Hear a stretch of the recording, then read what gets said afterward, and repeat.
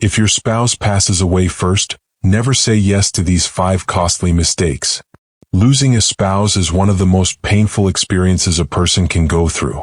It's not just the emotional weight of grief, it's the overwhelming number of decisions that suddenly fall on your shoulders. In times like this, it's easy to make choices out of pain, loneliness, or pressure from others.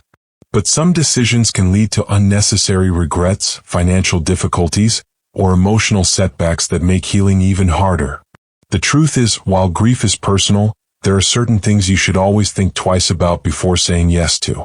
In this video, we'll discuss 5 things you should say no to after losing a spouse, mistakes that many people unknowingly make, only to realize later that they weren't truly ready. These are the pitfalls that can make an already difficult time even more complicated. By knowing them in advance, you can protect your emotional, financial, and physical well-being. Stay with me until the end because these insights aren't just about avoiding mistakes.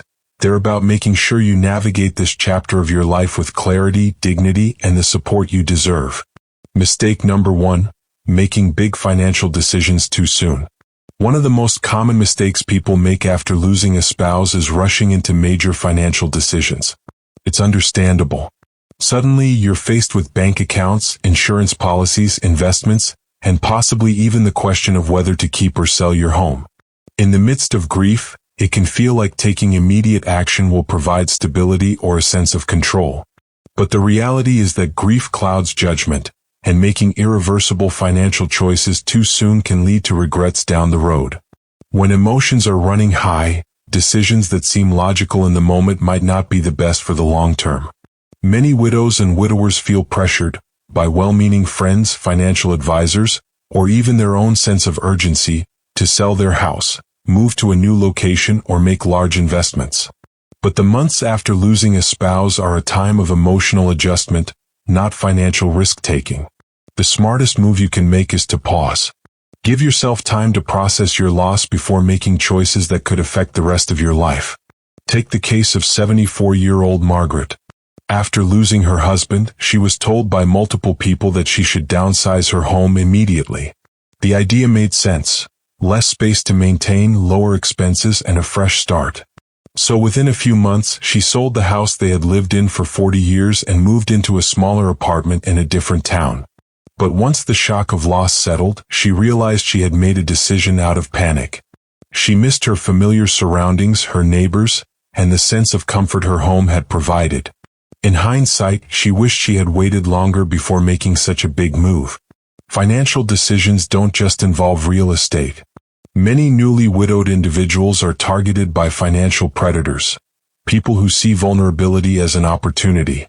Whether it's unsolicited investment opportunities, high-pressure sales tactics, or even well-intentioned but uninformed advice from friends, it's crucial to be cautious. If someone is urging you to sign papers, make a major withdrawal, or invest in something quickly, take a step back. The best financial decisions are rarely the ones made in a rush. Another common mistake is giving away money or assets too quickly. Grief often brings a strong desire to help others. Children, grandchildren, charities, or close friends. While generosity is a wonderful thing, making large financial gifts or dividing assets prematurely can leave you in a vulnerable position later on. What seems manageable in the moment might not be sustainable in the years ahead. Before making any major financial moves, it's best to consult with a trusted professional who understands your long-term needs and can help you plan wisely. The first year after losing a spouse should be about stabilization, not drastic financial changes. Experts often recommend the 1-year rule, which suggests waiting at least a year before making any irreversible financial decisions. This allows time for the initial emotional shock to pass and for you to think clearly about what's truly best for your future. Losing a spouse is already one of life's most difficult transitions. The last thing you need is added stress from financial missteps that could have been avoided. Take your time, seek trusted guidance, and remember, there's no rush. The best decisions are made with clarity, not grief. Mistake number 2: isolating yourself from friends and family. After losing a spouse, it's natural to want time alone. Grief is deeply personal, and sometimes solitude feels like the only way to process the pain. But while taking moments to yourself is important, Completely shutting out friends and family can lead to an even deeper sense of loneliness, one that makes healing harder. Many people fall into the habit of withdrawing, telling themselves they just need more time. But the truth is, isolation can quickly turn into a pattern that's difficult to break. Human connection plays a crucial role in emotional well-being, especially during times of loss. When people distance themselves for too long, they often experience increased feelings of sadness, anxiety, and even physical health decline. Studies have shown that prolonged social isolation can weaken the immune system, increase blood pressure, and even shorten lifespan. In contrast, staying connected, even in small ways, can help ease the emotional burden and provide a much-needed sense of support. Take the case of 78-year-old Walter. When his wife of 52 years passed away, he stopped answering phone calls, skipped family gatherings, and rarely left the house. He told himself he just wasn't in the mood to talk, that people wouldn't understand his grief, and that being alone was easier. Months passed, and instead of feeling better, he felt worse. His days blurred together, his energy dropped, and even his appetite changed. It wasn't until a neighbor insisted he come over for coffee that something shifted. That one conversation. Another mistake many people make is pushing away those who care the most. Sometimes grief brings irritability, exhaustion, or a sense that others just don't understand what you're going through. But shutting people out completely can create unnecessary distance between you and those who genuinely want to help. Your loved ones may not have the perfect words, but their presence alone can make a difference. Letting them in, bit by bit, can provide comfort even when words aren't enough. It's also important to seek support from those who understand your experience. Connecting with others who have been through similar loss, whether through a grief support group, a community gathering, or even an online forum, can be incredibly healing. Speaking with people who truly understand what you're going through can validate your feelings and provide reassurance that you're not alone. Grief doesn't follow a schedule, and there's no right way to heal. But staying completely isolated only makes the journey harder. Finding small ways to reconnect with others at your own pace can provide strength, support, and even moments of unexpected joy. Remember, you don't have to carry the weight of loss alone. There are people who care, who want to be there for you, and who can help you move forward, one step at a time. Mistake number 3, ignoring your own health and well-being. When a spouse passes away, many people find themselves so consumed by grief that they stop paying attention to their own health. It's easy to put off doctor's appointments, skip meals, or let daily routines slip when you're dealing with loss. Some people even feel guilty about taking care of themselves, as if prioritizing their health somehow diminishes the depth of their love or grief. But the reality is, neglecting your well-being doesn't bring you closer to the one you lost. It only makes your journey forward harder. Grief affects the body in ways many people don't realize. Studies show that losing a spouse increases the risk of heart problems, weakened immune function, and even cognitive decline. The stress of grief can lead to high blood pressure, disrupted sleep, and changes in appetite. Some people lose interest in eating, while others turn to unhealthy comfort foods. Over time, these changes can take a serious toll on both physical and mental health. The key is not to expect yourself to feel normal overnight, but to make small choices that help your body stay strong as you navigate this difficult time. Take the case of 81-year-old James. After his wife passed, he stopped cooking meals for himself. He told himself he just wasn't hungry, and when he did eat, it was usually something quick and processed. Within a few months, he started feeling weaker, had trouble sleeping, and felt constantly fatigued. His daughter noticed the change and encouraged him to start eating regular meals again, even if he didn't have an appetite. Once he made small adjustments, like preparing simple, nutritious foods and drinking more water, he found that his energy levels improved, his mood stabilized, and he was better equipped to handle the emotions that came with grief. Self-care isn't just about food. It includes movement, sleep, and emotional health. Many people who lose a spouse stop exercising, not because they don't want to stay active, but because they no longer have someone to do it with. But staying physically active, even if it's just a short daily walk, has been shown to reduce stress, boost mood, and even improve longevity. In some cases, joining a local walking group or exercise class can provide both physical benefits and much-needed social connection. Another common mistake is neglecting medical checkups. Many widows and widowers skip routine doctor visits or delay seeking medical care because they feel too overwhelmed. But this is the time when taking care of your health is more important than ever. If you haven't been to the doctor in a while, make an appointment.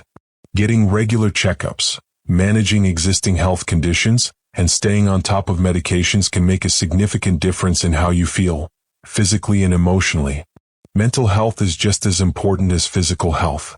Grief can lead to depression, anxiety, and even feelings of hopelessness, especially when combined with isolation. If you're struggling, don't hesitate to reach out for help. Speaking with a counselor, joining a grief support group, or even just opening up to a trusted friend can provide relief and reassurance. You don't have to go through this alone, and seeking support is not a sign of weakness, it's a step toward healing. Your spouse would have wanted you to take care of yourself. Honoring their memory doesn't mean sacrificing your well-being. It means continuing to live in a way that allows you to find moments of peace and strength. It's okay to grieve, to take your time, and to feel the weight of loss. But in the midst of it all, remember that your health still matters. You are still here, and your well-being is worth protecting. Losing a spouse leaves an emotional void that can feel impossible to fill. For many, the loneliness that follows is one of the hardest parts of grief, and the idea of finding companionship again may seem like the only way to cope. While there is nothing wrong with wanting connection, one of the most common mistakes widows and widowers make is rushing into a new relationship before they have fully processed their grief. The emotions of loss can create a deep need for comfort, but making major romantic decisions too soon can lead to more heartache, confusion, and regrets. Grief doesn't follow a timeline, and everyone heals at their own pace. Some people take years before even considering dating again, while others feel ready sooner. But when emotions are raw, the risk of entering a relationship for the wrong reasons is high. Many people unknowingly look for a partner not because they are truly ready, but because they are seeking to replace what was lost, avoid loneliness, or escape the pain. These relationships often begin with strong emotions but lack the stability needed for long-term success. Take the case of 72-year-old Barbara. Just months after losing her husband of nearly 50 years, she met someone through a friend and quickly entered a relationship. At first, it felt like the companionship she desperately needed. Someone to talk to share meals with, to distract her from the overwhelming loneliness. But as time went on, she started to realize that she wasn't truly ready. The relationship moved faster than she expected, and soon she felt trapped in something that didn't feel right. Eventually, she had to step back. Another concern is being vulnerable to those with bad intentions. Unfortunately, there are people who take advantage of those who are grieving, offering emotional support only to manipulate or exploit them financially. Scammers and even well-meaning but opportunistic individuals often seek out widowed seniors, knowing they may be emotionally fragile and in need of companionship. This is why it's essential to trust your instincts and take your time. If someone is pressuring you to commit quickly, make financial decisions, or distance yourself from friends and family, those are red flags that shouldn't be ignored. This doesn't mean avoiding love or companionship forever. Many widows and widowers do find meaningful relationships later in life, but the healthiest and most fulfilling ones happen when both individuals are truly ready, when the decision is made from a place of healing, not desperation. Time and reflection are key. Taking the time to process grief, rediscover your personal identity, and find peace in being alone before seeking a new partner makes a world of difference. If you do choose to date again, go at your own pace. Take time to understand what you truly want in a relationship and make sure you're entering it for the right reasons. Talk with trusted friends or family members about your feelings, and don't feel pressured by anyone's opinions, whether they think it's too soon or that you shouldn't be alone. The decision is yours and yours alone. At the end of the day, grief and healing are deeply personal journeys. There is no rush, no deadline, and no rule book. The most important thing is to take care of yourself first, so that if and when the time comes, any new relationship you enter is built on a foundation of strength, peace, and true companionship. Mistake number 5. Holding on to every possession without letting go. One of the hardest things to do after losing a spouse is deciding what to do with their belongings. Every item holds memories, and the thought of letting go can feel like losing them all over again. Many widows and widowers struggle with this, keeping every piece of clothing, every personal belonging, and every small item exactly as it was, afraid that moving or changing anything means erasing the life they shared. But while it's understandable to hold on, keeping everything indefinitely can sometimes make grief even heavier, preventing emotional healing and the ability to move forward. Holding on to some sentimental items is completely natural. There's no rule that says you have to get rid of everything. But keeping an entire home untouched for years, leaving a closet exactly as it was, or avoiding making any changes can turn a house into a shrine of grief rather than a place of comfort.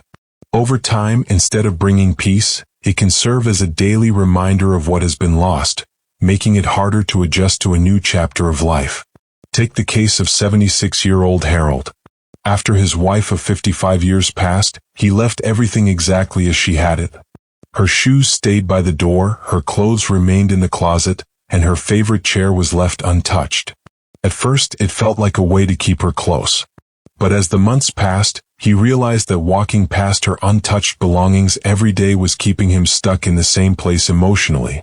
He wasn't ready to get rid of everything, but when he slowly started donating some items and keeping only a few meaningful ones, he felt a sense of relief. It wasn't about forgetting, it was about making room for healing. Letting go doesn't mean forgetting or loving less. It means allowing yourself space to breathe. Instead of forcing yourself to make sudden changes, start small. Choose a few meaningful keepsakes, a piece of jewelry, a handwritten note, a favorite photo, and create a special space for them. Then, when you feel ready, begin sorting through other belongings, deciding what truly holds meaning and what is simply taking up space. Another mistake people make is feeling pressured by others to get rid of things before they're ready. Friends or family members may mean well, suggesting that you should clear things out or move on. But this decision should always be made on your own timeline. If you're not ready, don't rush it. At the same time, be mindful that holding on to everything out of guilt or fear may be keeping you in a place of sadness longer than necessary. There is also an emotional balance in repurposing rather than simply removing. Some people find comfort in turning an old shirt into a quilt, transforming a collection of letters into a memory book, or passing down sentimental items to loved ones who will cherish them. This way, their presence remains, but in a way that brings warmth instead of just sorrow. Ultimately, grief is not about things. It's about love, memories, and the bond you shared. No object can replace a person, but clinging to everything they owned won't bring them back either. Letting go, in small and thoughtful ways, is not an act of forgetting. It's a step toward honoring their memory while also making space for your own healing. Moving forward doesn't mean moving away from them. It simply means carrying them with you in a way that allows both love and life to coexist. Final thoughts. Losing a spouse is one of life's most profound and painful experiences. It changes everything, the way you live, the way you think, and even the way you see the future. But in the midst of grief, it's important to remember that every decision you make during this time has the power to either help or hinder your healing. That's why saying no to these 5 things, rushing financial decisions, isolating yourself, neglecting your health, jumping into a new relationship too soon, and holding on to everything without allowing for change, can make a significant difference in your ability to move forward with strength and clarity. Grief doesn't come with a timeline, and there is no right or wrong way to process it. But one thing is certain, avoiding these common pitfalls can help you navigate this chapter of your life in a way that protects both your heart and your future. Healing doesn't mean forgetting, and moving forward doesn't mean leaving your spouse behind. It means honoring their memory in a way that allows you to continue living with purpose, peace, and even joy in the moments ahead.